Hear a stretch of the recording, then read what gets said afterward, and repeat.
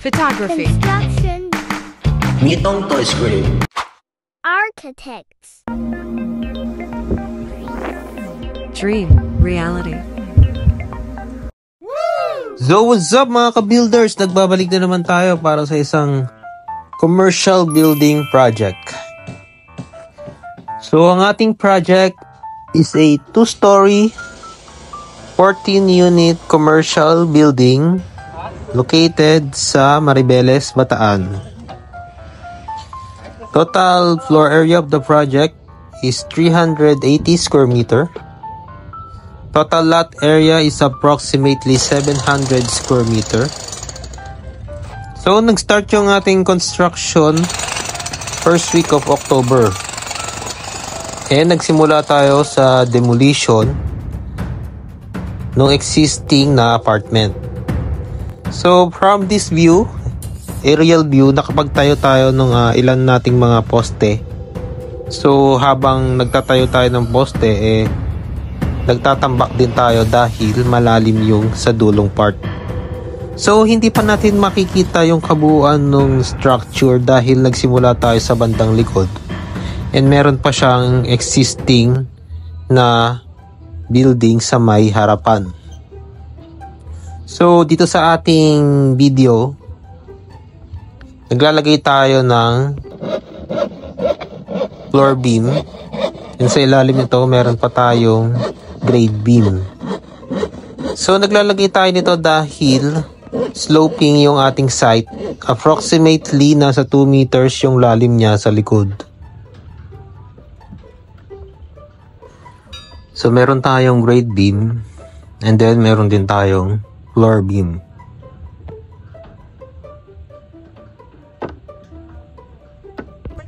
So kung makikita nyo dito, sobrang kalat talaga ng ating site dahil malaki yung binagbag natin na building dito.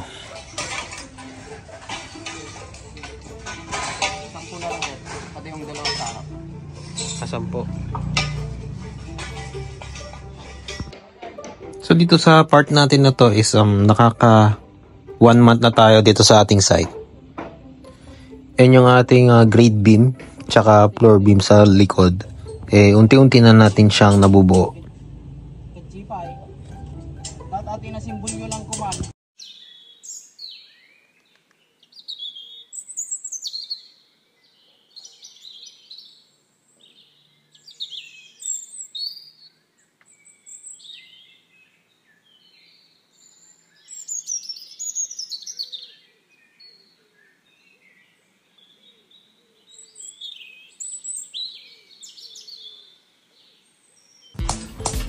Okay, fast forward tayo guys. So dito is nakapag-flooring na rin tayo dito sa ating 3 span sa likod.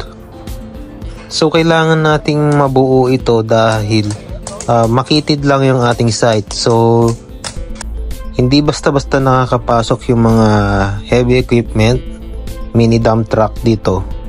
So papakita natin dito sa ating aerial view kung gaano kakitid yung ating site.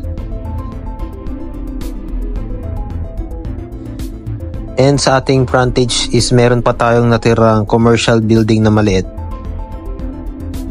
So dito sa ating aerial view, 1/3 na yung natapos natin sa likod. And kung mapapansin natin, meron tayong commercial space na babagbagin pa sa harap.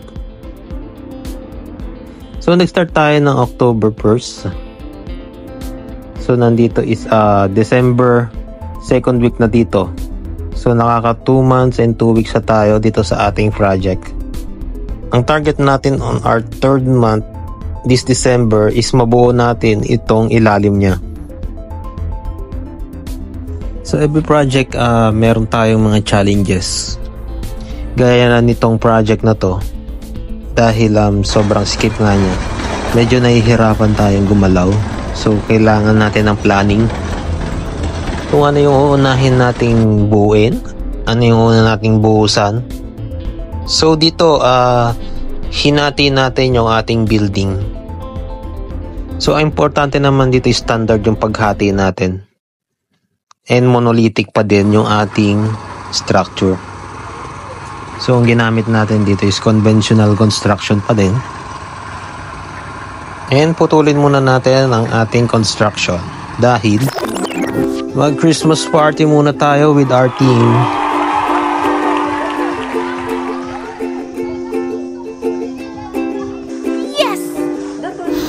So dito tayo nag-Christmas party dito sa may Howla Beach.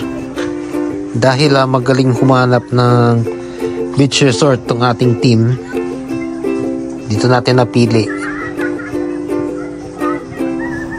Tong Howla Beach is a cove. Then meron siyang sariling private pool. Tsaka mga small cottages. Actually, first time kong mapunta rito, di ko alam na meron palang ganitong lugar dito sa Maribeles. And party time muna tayo with our team, Casa Construction. Christmas party time.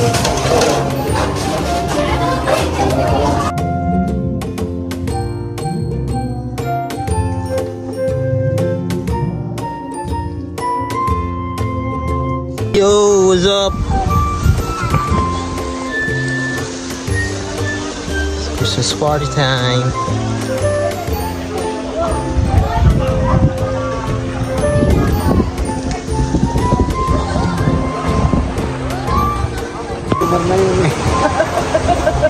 Kaya yung pumunta dun eh. Kaya sabi ko doon. Pantay na lang ako. Parang nakadikit yung mga rock formation. Parang semento? Ha? Hindi ah. Pinatamaan.